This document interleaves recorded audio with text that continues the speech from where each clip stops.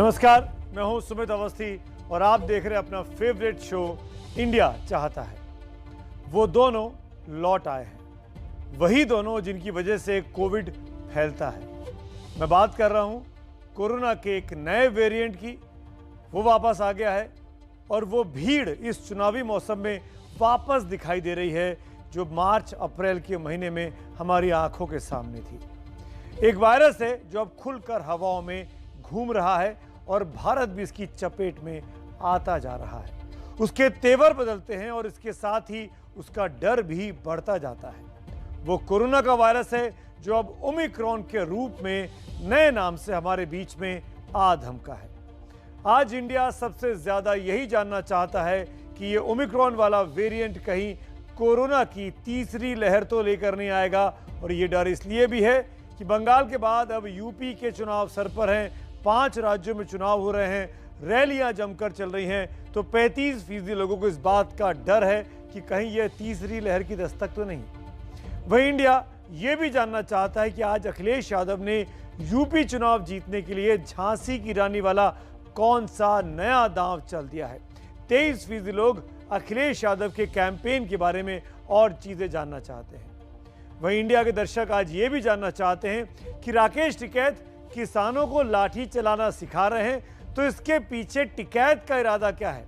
कभी ट्रैक्टर इकट्ठा करते हैं, कभी बैरिकेड तोड़ते हैं, अब लाठी हाथों में है, तो टिकैत के किसान चाहते क्या है, इसको करीब 23% लोगों ने ही देखना चाहा है। तो बुलेटिन की शुरुआत करेंगे और सबसे पहले उसी खबर के बारे में बात करेंगे जिसको आपने सबसे अधिक वोट देकर देखना चाहा है, यानी ओमिक्रॉन का बढ़ता खतरा।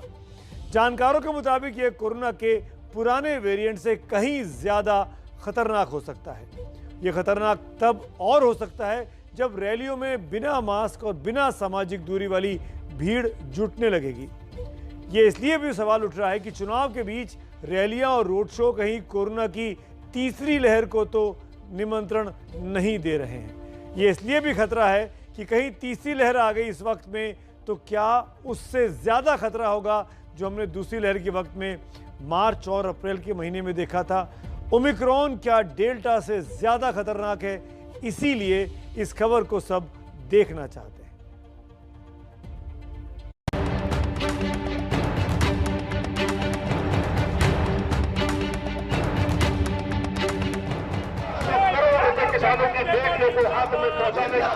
क्या ये भीड़ ओमिक्रॉन को दावत देने वाली है?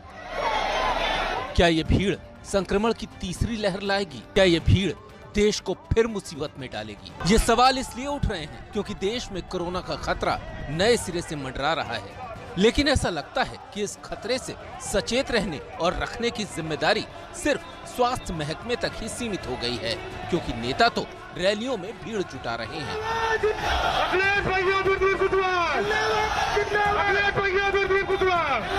भारत माता की वंदे वंदे। गृह मंत्री अमित शाह भीड़ से नारे लगवा रहे हैं। भारत माता की, भारत माता की, भारत माता की। केजरीवाल पठानकोट जाकर भीड़ के बीच दिल्ली के कसीदे पढ़ रहे हैं। एक मौका दे दो, अमेरिका, कनाडा, लंदन, सारी जगह पंजाब के स्कूल देखने आएंगे, फिर वहाँ के राष्ट्रपति पठानकोट के स्कूल देखने आएंगे सारे जगह। प्रियंका गांधी की रैलियों का भी यही हाल है। कोई ऐसा जंग नहीं है जो बगैर लड़े जीता जाता है, तो ये सब जो कह रहे हैं कि जीतने वाले हैं, जब लड़ ही नहीं रहे हैं तो जीतेंगे कैसे। अखिलेश यादव भी भीड़ जुटाकर कोरोना नियमों को तिलांजलि दे रहे हैं। झांसी की जनता इस बार इनके झांसे में नहीं आने वाली है, इनके झांसे में नहीं आएगी।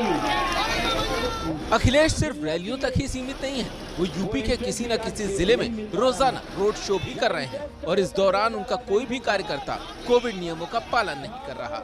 ये भीड़ उन्हीं अखिलेश यादव को देखने आई है जिन्होंने कभी वैक्सीन लगवाने से इनकार कर दिया था। तब ऐसा कह के देश को भ्रमित किया था और अब वो बीजेपी के खिलाफ जुमले तो एक से एक दे रहे हैं, लेकिन लोगों को मास्क पहनने की सलाह नहीं दे रहे। जरा सोचिए, ये सारे वही चेहरे हैं जो कोरोना की दूसरी लहर में एक दूसरे पर जिम्मेदारियों का ठीकरा फोड़ रहे थे। कोई पीड़ित बनकर आंसू बहा रहा था तो कोई साधनों की कमी का रोना रो रहा था। प्रियंका गांधी तो सोशल मीडिया पर सरकार को लानतें भेज रही थी, लेकिन चुनाव आते ही सबकी जुबान बदल गई। किसी को रत्ती भर भी एहसास नहीं कि ओमिक्रॉन देश में दाखिल हो चुका है।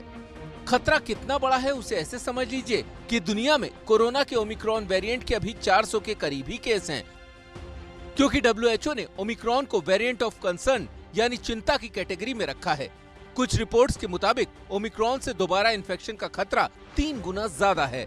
वैक्सीन कुछ हद तक तो ओमिक्रॉन के खिलाफ कारगर है, लेकिन फूल प्रूफ नहीं है। और ऐसे खतरनाक संकेतों के बीच जिन दलों को सामने आकर लोगों से घरों में रहने की अपील करनी चाहिए थी, वो उन्हें कभी रोड शो में बुला रहे हैं तो कभी रैलियों में। राजनीतिक दलों की तरफ से बंगाल विधानसभा चुनाव में बड़ी लापरवाही बरती गई थी, जिसके बाद पूरा राज्य ही दूसरी लहर की चपेट में आ गया था। इसी तरह यूपी पंचायत के चुनावों में भी संक्रमण ने सैकड़ों जिंदगियों को लील लिया था और सियासी दल जल्दी नहीं संभले तो वैसा ही हाल फिर से देश को देखना पड़ सकता है। ज्यादा पुरानी बात नहीं है, आपको याद होगा करीब 6-7 महीने पहले इसी साल यूपी में पंचायत चुनाव थे और उसमें जमकर कोरोना फैल गया था। तब यूपी प्राइमरी टीचर्स एसोसिएशन ने दावा किया था कि चुनाव ड्यूटी पर गए 1621 शिक्षकों की कोविड की वजह से मौत हो गई है, लेकिन इस यूपी सरकार और तमाम लोग इस बात को नहीं मान रहे थे।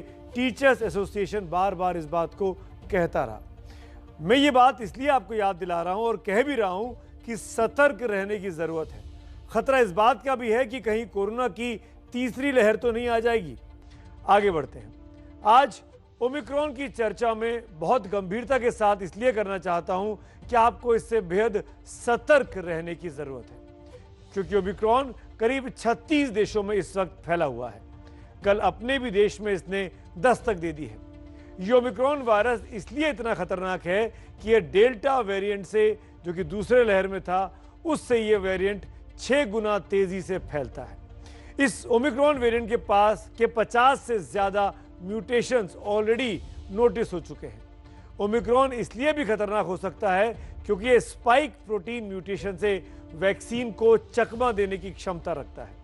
दरअसल स्पाइक प्रोटीन के जरिए ही वायरस इंसान की कोशिकाओं में घुसने के रास्ते को खोलता है, जो आगे चलकर घातक हो जाता है। साथ ही वैक्सीन न लगने वालों को संक्रमण का ज्यादा खतरा बना रहता है। और वेरिएंट की पहचान के लिए जिस जीनोम सीक्वेंसिंग की दरकार होती है, उसकी हिंदुस्तान में बेहद धीमी रफ्तार है। जीनोम सीक्वेंसिंग की रिपोर्ट आने में 4 से 5 दिन लग रहे हैं और ऐसे में ये वायरस और अधिक फैल सकता है उन लोगों से जो शुरुआत में तो सस्पेक्ट होते हैं, लेकिन 5 दिन बाद जब वो पॉजिटिव निकलते हैं तब तक ये वायरस कई और लोगों को अपनी चपेट में ले चुका होता है। ये सब कुछ हम आपको इसलिए बता रहे हैं ताकि आप सचेत रहें। सरकारों को भी चाहिए कि पिछली बार उनसे जो गलतियां हुई थी वो इस बार बिल्कुल ना हो। अपनी गलतियों से इंसान सीखता है। उम्मीद करते हैं कि तमाम सरकारें, चाहे वो राज्यों में हो चाहे वो केंद्र की हो, वो अपनी गलतियों से सीख ले चुकी होगी। लेकिन दिल्ली सरकार तो बिल्कुल अलग राह पर इस वक्त चल रही है। अयोध्या दर्शन के नाम पर केजरीवाल सरकार ने बुजुर्गों की जान खतरे में डाल दी है। मैं ये इसलिए कह रहा हूं कि आज एक अनूठी पहल दिल्ली सरकार ने की है, वो भी उस वक्त में जब इस नए वेरिएंट के फैलने का खतरा है। बताया ये भी जा रहा है कि बेंगलोर में जो केस आया, जो भारतीय डॉक्टर इसकी चपेट में आए, 46 वर्षीय, उनकी कोई ट्रैवल हिस्ट्री नहीं थी, यानी उनको समुदाय से, कम्युनिटी से ही ये बीमारी लगी है। अब इसके कम्युनिटी में फैलने की आशंका इस उदाहरण के बाद और ज्यादा है। ऐसे में अगर कोई ट्रेनें चलवाए और वो भी बुजुर्गों के लिए, वो बुजुर्ग जो जिनको ज्यादा बीमारी अपनी चपेट में ले सकती है, आप समझ सकते हैं कि मैं क्यों अपनी कंसर्न, अपना चिंता जता रहा हूं कि ऐसे में सरकारों को बहुत सोच समझ के काम करना होगा। मेरे सहयोगी अभिनव गोयल की रिपोर्ट देखिए।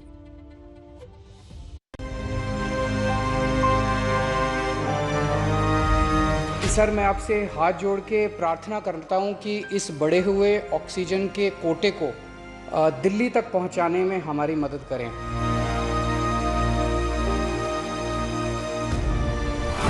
ये वही केजरीवाल हैं जो 8 महीने पहले ऑक्सीजन के लिए हाथ जोड़ रहे थे, दूसरी लहर में अपनी सरेंडर कर चुकी सरकार की नाकामियों पर बिलबिला रहे थे।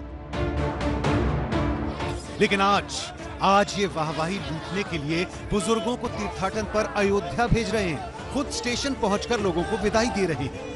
बुढ़ापे में अगर तीर्थ यात्रा करने का किसी को मौका मिल जाए तो उसकी खुशी का ठिकाना नहीं रहता। सब लोग जा रहे हैं अयोध्या जी, दिल्ली के लिए सब लोगों के लिए आशीर्वाद लेके आएंगे और मुझे सबसे मिलके बहुत अच्छा लगा। सबको खुश देख के मुझे भी बहुत अच्छा लगा। केजरीवाल के श्रवण कुमार बनने पर हमें कोई एतराज नहीं है, वो खूब बने, अच्छे से बने, दूसरी सरकारों के लिए बेंचमार्क भी सेट करें।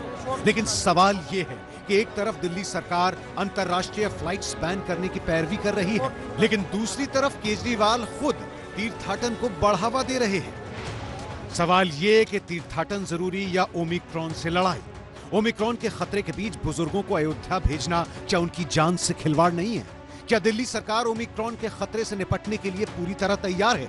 कोरोना की दूसरी लहर में हेल्थ सिस्टम में जो कमियां थी, क्या वो दूर हो गई हैं?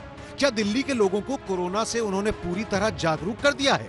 बीमारी हो रहा है वो इज वेरी माइल्ड टाइप, तो ठीक है, लेकिन जो बुजुर्गों हैं जिसको कोमॉर्बिडिटी है उसको माइल्ड होकर रहेगा ऐसा बात नहीं है।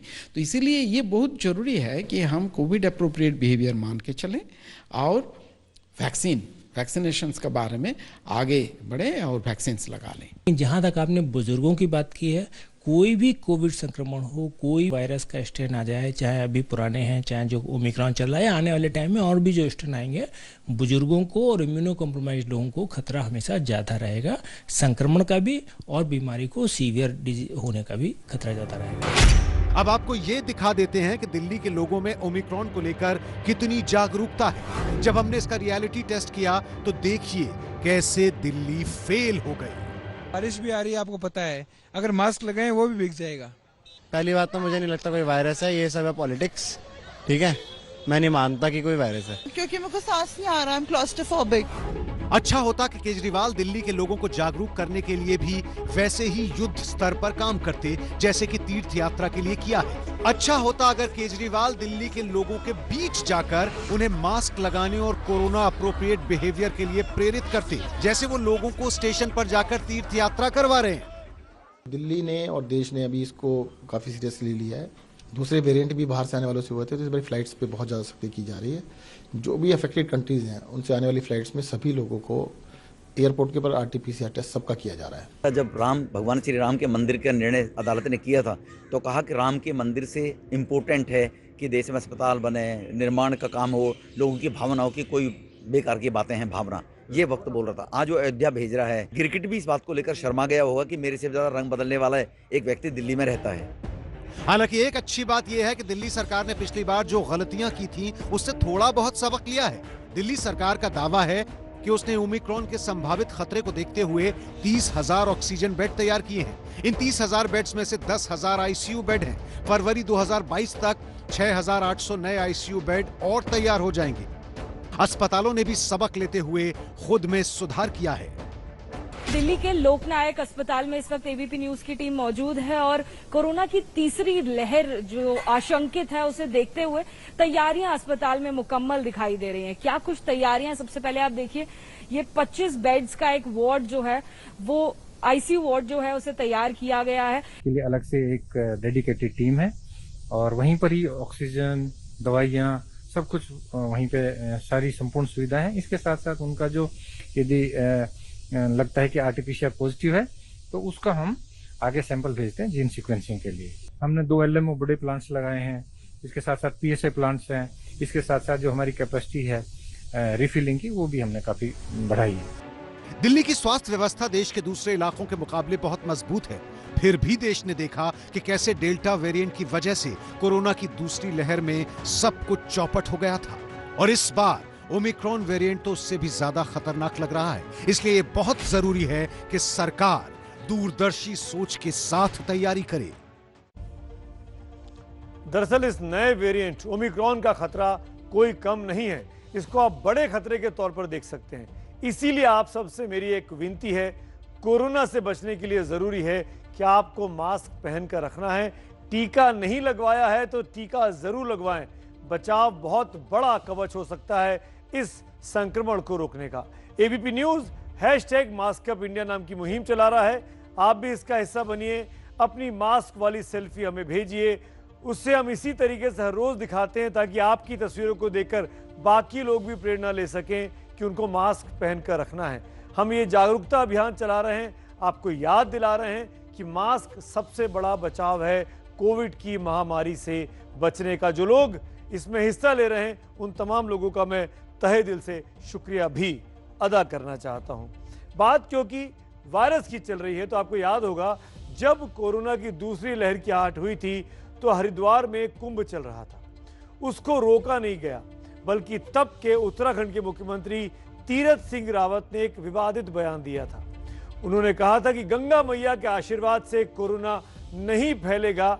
यह आस्था का अपमान था और इसका नतीजा ये निकला कि कोरोना जिंदगी पर मौत बनकर नाचने लगा। जब हम संविधान में एक धर्मनिरपेक्ष राज्य हैं तो धर्म कर्म इंसान का निजी मामला होना चाहिए, लेकिन ऐसा होता नहीं है। केजरीवाल सरकार मुफ्त तीर्थाटन करा रही है, जिसमें हिंदुओं को अयोध्या दर्शन कराया जा रहा है तो मुसलमानों को अजमेर शरीफ और सिखों को करतारपुर साहब सरकार ले जा रही है। ममता बनर्जी सरकार दुर्गा पूजा पंडालों को 50,000 रुपए देती है तो मस्जिदों के इमामों को 2,500 रुपए देती है। उत्तराखंड की धामी सरकार ने कैलाश मानसरोवर यात्रा पर मिलने वाली सब्सिडी को दोगुना कर दिया है। प्रदेश की शिवराज सिंह चौहान सरकार सीनियर सिटीजन को मुफ्त में एक धार्मिक स्थल पर तीर्थाटन कराती है और यह सब होता है आपसे मिलने वाले टैक्स से। हालांकि कोरोना की दूसरी लहर से लगता है कि कई सरकारों ने सबक सीखा है, इसीलिए शुरुआती तैयारियां अभी जोर उस पर काफी दिया जा रहा है। कर्नाटक में ही कल ओमिक्रॉन के 2 मामले आए थे। आज मुख्यमंत्री बासवराज बोम्मई ने हाई लेवल मीटिंग बुलाई, जिसके बाद तय हुआ कि केरल और महाराष्ट्र से 15 दिनों में आए यात्रियों की जांच की जाएगी। साथ ही नेगेटिव रिपोर्ट लेकर आए विदेश से आए लोग एयरपोर्ट से बाहर जा पाएंगे। वहीं दिल्ली सरकार ने 30,000 ऑक्सीजन बेड और 10,000 आईसीयू बेड तैयार रखने का दावा किया है। दिल्ली का कहना है कि उसके अस्पतालों के पास 750 मीट्रिक टन ऑक्सीजन की क्षमता है। वहीं एयरपोर्ट पर जांच के साथ पॉजिटिव पाए जाने पर जीनोम सीक्वेंसिंग भी कराई जाएगी। बात उत्तर प्रदेश की करते हैं। उत्तर प्रदेश में केंद्र सरकार की गाइडलाइंस लखनऊ एयरपोर्ट पर लागू होगी और लक्षण वाले यात्रियों की RT-PCR जांच कराई जाएगी। बात महाराष्ट्र की करें तो वहां पर 3 देशों दक्षिण अफ्रीका, बोत्सवाना और जिम्बाब्वे से आने वाले यात्री 7 दिन तक कंपलसरी आइसोलेशन में रहेंगे। वहीं बिहार में सरकारी अस्पतालों में हाई अलर्ट कर दिया गया है और नालंदा मेडिकल कॉलेज हॉस्पिटल में 100 बेड तैयार रखे गए हैं।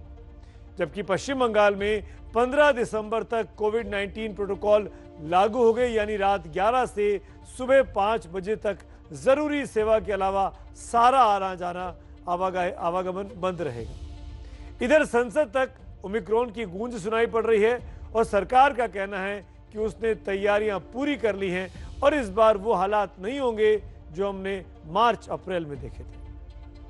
3,240 PSA प्लांट आज देश में लग रहे हैं, उसमें से 70% आज कार्यरत भी हो गया है।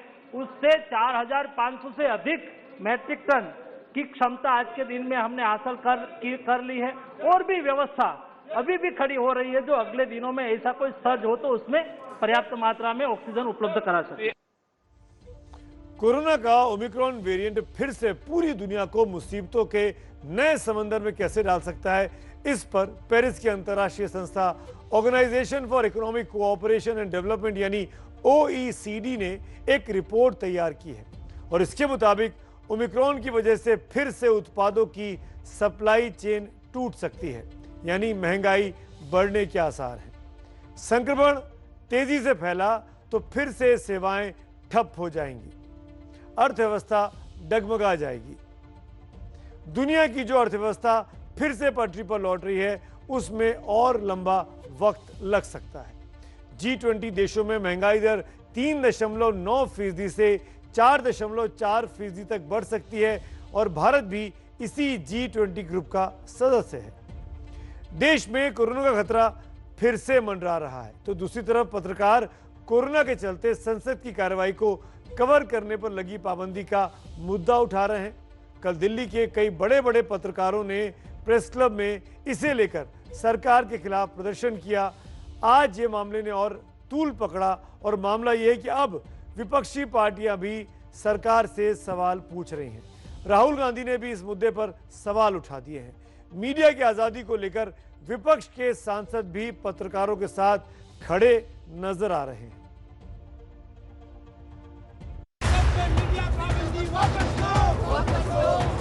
कि शायद ये सरकार को जर्नलिस्टों के ऊपर विश्वास नहीं है।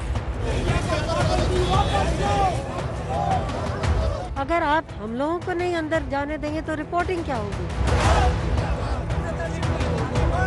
सरकार हमसे छुपाना क्या चाह रही है, देश से छुपाना क्या चाह रही है? बोल की लब आजाद हैं तेरे, बोल ज़बां अब तक तेरी है। कुछ इसी तेवर के साथ पत्रकार ने सरकार के खिलाफ विरोध का बिगुल गुरुवार को फूंका था और आज पत्रकारों के साथ विपक्ष के नेता राहुल गांधी ने न सिर्फ अपने सुर जोड़ दिए बल्कि सरकार पर भी तीखा निशाना साधा। I think the press should have access certainly to parliament और वो शायद होगा भी नहीं, but ये न्यू इंडिया है, get used to it for a while। पत्रकारों के संसद में प्रवेश की पाबंदी को लेकर सांसद भी सरकार को कटघरे में खड़ा कर रहे हैं। क्या चाहते हैं आप कि पत्रकार सही घटनाक्रम ना पकड़े, वो वहां के विमर्श को वो कैप्चर ना करें? मैं समझता हूं कि इस तरह की प्रवृत्तियों को जो सरकार के अंदर है उससे बाहर आना चाहिए। जैसे पहले चल रहा था वैसा सारे जर्नलिस्ट को अंदर आने देना चाहिए, यहाँ पे प्रेस कॉन्फ्रेंस करने की और बाइट्स देने की अनुमति देना चाहिए। और ये सरकार पता नहीं क्यों इतना डरती है। वो देश की जनता की आवाज प्रखरता से रखते हैं और सवाल पूछते हैं, सरकार से हो या विपक्ष से हो। उनको इस बहाने कोविड की आड़ में उनको पार्लियामेंट में एंट्री नहीं देना, मैं मानती हूँ कि डेमोक्रेसी पे एक और बड़ा हमला कर रहे हैं। हम नहीं चाहिए, क्योंकि जब सब कुछ नॉर्मल है, पार्लियामेंट चल रहा है, सीटिंग नॉर्मल है, आ रहे हैं जा रहे हैं, तो आप जर्नलिस्ट के लिए डिफिकल्ट क्यों कर रहे हैं? अरे ट्रांसपेरेंसी एंड इंफॉर्मेशन, यही तो दो स्ट्रेंथ होते हैं डेमोक्रेसी के।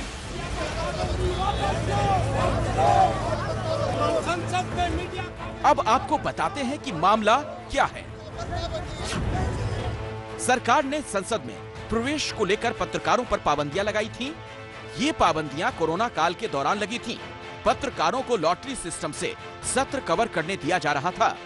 अब जब पूरी व्यवस्था वापस पटरी पर लौट आई, लेकिन पत्रकारों पर लगी पाबंदियां नहीं हटाई गई हैं। संसद में मीडिया पाबंदी वापस लो। अगर उनको उनका काम नहीं करने दिया जाए तो मैनेजमेंट तो यही कहेगा कि भैया आपको अगर रख के फायदा क्या है अगर आप इनको कवर ही नहीं कर सकते हो। संसद की बात लोगों तक पहुंचाने में आ रही दिक्कतों के चलते ही पत्रकार पाबंदियां हटाने की मांग कर रहे हैं। दिल्ली से संवाददाता अजातिका सिंह के साथ अंकित गुप्ता की रिपोर्ट।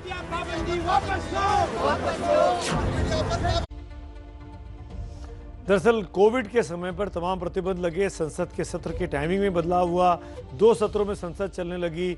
उसी वक्त मीडिया पर भी प्रतिबंध लगे थे क्योंकि भीड़ भाड़ से बचना था। ये प्रोटोकॉल का भी एक तरीके से कोविड प्रोटोकॉल के लिए भी जरूरी था। लेकिन अब जबकि चीजें खुल गई हैं, बाजार खुल गए हैं, मंदिर खुल गए हैं, चर्च खुल गई हैं, मॉल खुल गई है, हवाई जहाज खुल गए हैं, ट्रेन चल गई है, पब चल रहे हैं, डिस्को चल रहे हैं, पर संसद में पत्रकार अभी भी बहुत ही रिस्ट्रिक्टिव वे में जा सकते हैं, बहुत ही लिमिटेड वे में जा सकते हैं। जबकि तमाम पत्रकार जो संसद को कवर करते हैं वो पीआईबी के द्वारा एक्रीडेट होते हैं। उन सबको कोविड की दोनों वैक्सीन लग चुकी होती है और वो देखकर भी उनको जाने की इजाज़त मिलनी चाहिए, लेकिन दरअसल ऐसा हुआ नहीं है। इसीलिए पत्रकार चाहते हैं कि संसद में खासकर लोकसभा जो सचिवालय है वो इस पर गंभीरता से विचार करे, क्योंकि मीडिया की जो रिपोर्टिंग होनी चाहिए पार्लियामेंट से वो बहुत ही लिमिटेड हो गई है, वो नहीं हो पा रही है। कैमरे के साथ अंदर नहीं जा सकते हैं, मोबाइल से फुटेज लेकर आप तक पहुंचाया जाता है, खासकर संसद भवन के परिसर का। मीडिया को लोकतंत्र का चौथा स्तंभ कहा जाता है और लोकतंत्र तभी मजबूत रह सकता है जब कलम पाबंदियों से आजाद हो। लेकिन इस मामले में भारत की स्थिति अच्छी नहीं कही जा सकती। प्रेस की फ्रीडम के मामले में भारत दुनिया के 180 देशों की सूची में 142वें नंबर पर आता है। आप देखिए कि 2015 और 16 में हालात सुधरे थे, लेकिन फिर बिगड़ने शुरू हो गए। इसे और भी सुधारने की इस वक्त जरूरत है। अखिलेश यादव की चुनावी रणनीति में आपको बताऊंगा, उससे पहले आज की लीड स्टोरी पर अपनी राय आपको बता देता हूं। मेरी राय यह है कि तीसरी लहर के खतरे को देखते हुए दूसरी लहर वाली लापरवाही सरकारों से इस बार ओमिक्रॉन के आने के बाद नहीं होनी चाहिए। अगर आप मेरी इस राय से सहमत हैं तो मोबाइल नंबर 7823944001 पर मिस्ड कॉल दें और असहमत हैं तो 7823944002 पर मिस्ड कॉल दें। अभी तक 86% लोग मेरी इस राय के साथ सहमत हैं। जिन हजारों ने मिस्ड कॉल देने का कष्ट किया, उनका शुक्रिया। आपने अगर मिस्ड कॉल नहीं दी है तो मुझे आपकी कॉल का इंतजार है। शो के आखिर में अपनी राय के नतीजे क्या हैं वो भी आपको जरूर दिखाऊंगा कि कितने लोग सहमत हैं, कितने नहीं हैं। आगे बढ़ते हैं। समाजवादी पार्टी के अध्यक्ष अखिलेश यादव आज बुंदेलखंड के झांसी में थे, जहां पिछले चुनावों में इनकी साइकिल बुरी तरीके से पंक्चर हो गई थी, या कहिए कि पंचर पहिया साइकिल से निकल गया था, क्योंकि पूरे बुंदेलखंड जोन में समाजवादी पार्टी को एक भी सीट नहीं मिली थी। अब वहीं से अखिलेश यादव ने झांसी की रानी वाली रणनीति बनाई है। क्या है ये रणनीति? कामयाब होगी क्या? क्या अखिलेश यादव बुंदेलखंड में अपना दम दिखा पाएंगे? इसी को जानने के लिए मेरे सहयोगी अजय दुबे और रूबिका लियाकत ने एक साथ ये इस यात्रा को अखिलेश यादव के नज़र से भी देखा और उन लोगों की नज़र से भी देखा जो इस यात्रा में आना चाहते थे। देखिए ये एक्सक्लूसिव रिपोर्ट।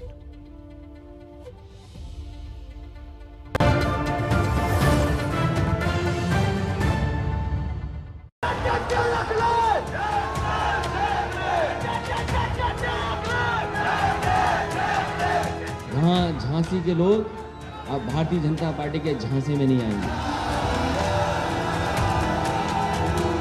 इस बार यहाँ की जनता भारतीय जनता पार्टी को खरीदने का काम भगवान को वही याद करता है जो तकलीफ और परेशानी में होता है। बुंदेलखंड में अपनी विजय यात्रा खत्म करने को अखिलेश के लिए झांसी की रानी के शहर से बढ़िया और क्या हो सकता था। वो शहर जहां की वीरांगना लक्ष्मीबाई ने 1857 के गदर में अंग्रेजों को नाको चने चबवा दिए, उसी शहर से सियासी रण का बिगुल फूंक रहे हैं अखिलेश। वो भी उन्हीं रानी लक्ष्मीबाई के जरिए जो राष्ट्रवाद की सबसे बड़ी प्रतीक मानी जाती हैं। लक्ष्मीबाई, उन्होंने अंग्रेजों को नाक से चने चबा दिए थे, अंग्रेजों को खदेड़ दिया था, अंग्रेजों से भी खराब व्यवहार किया किसानों के साथ। इन्होंने जीभ से कुचल दिए किसान।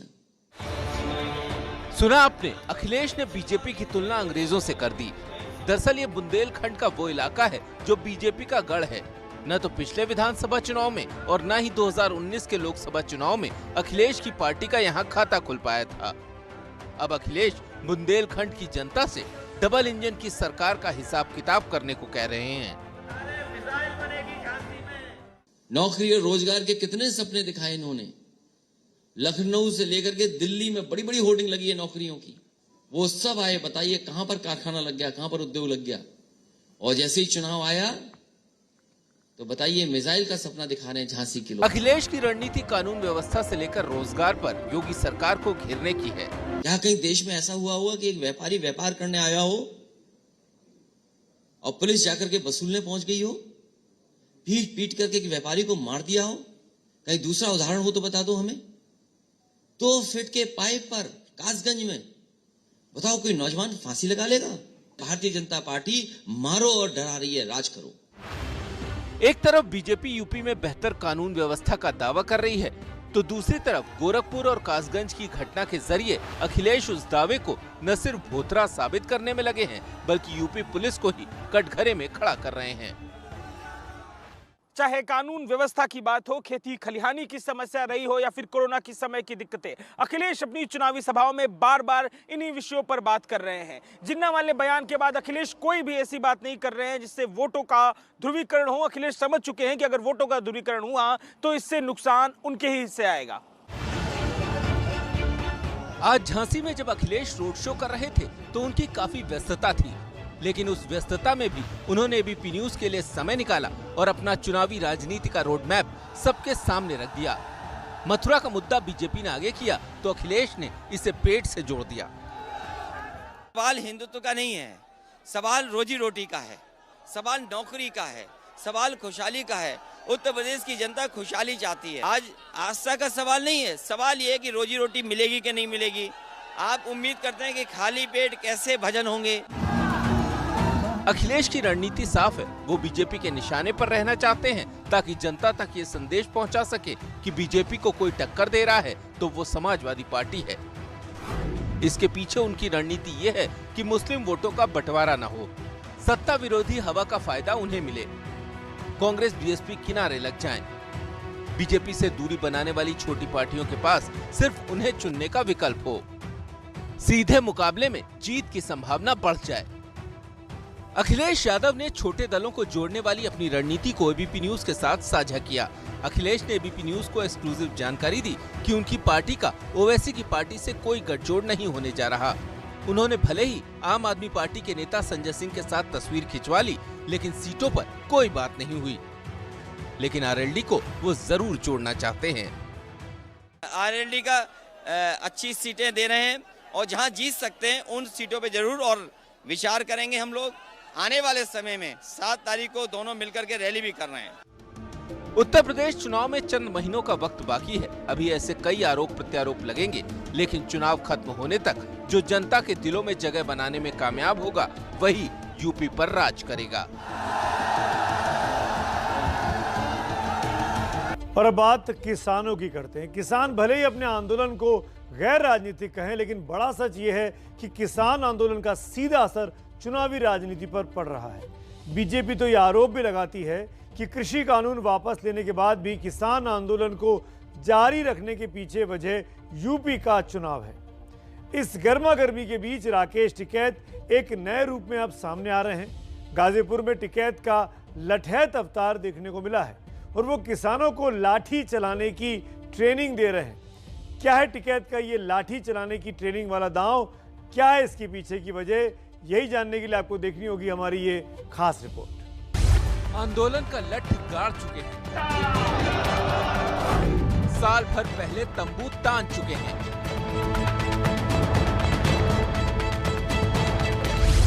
अब केंद्र सरकार से कौन से दंगल की तैयारी कर रहे हैं राकेश टिकैत। किसान आंदोलन में 2 पहिए पर चलते ट्रैक्टर के करतब दिल्ली की सड़कों पर खूब हुए।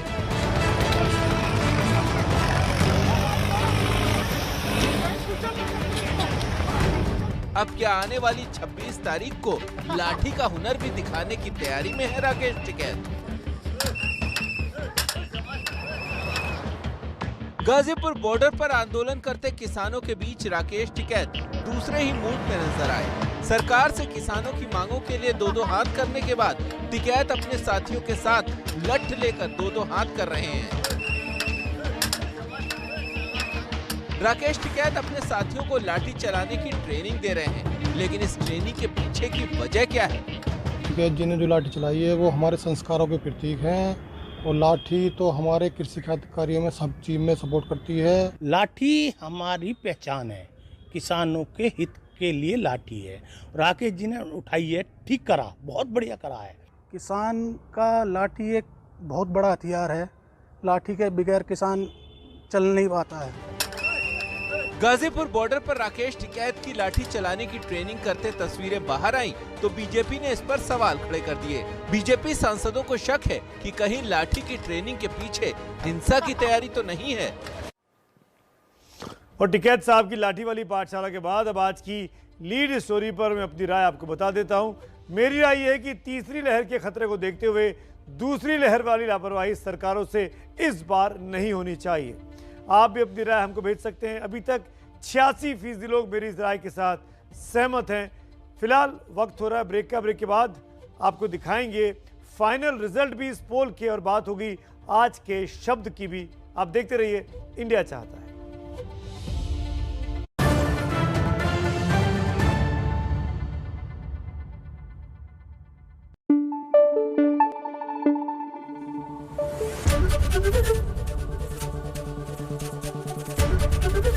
एबीपी न्यूज आपको रखे आगे।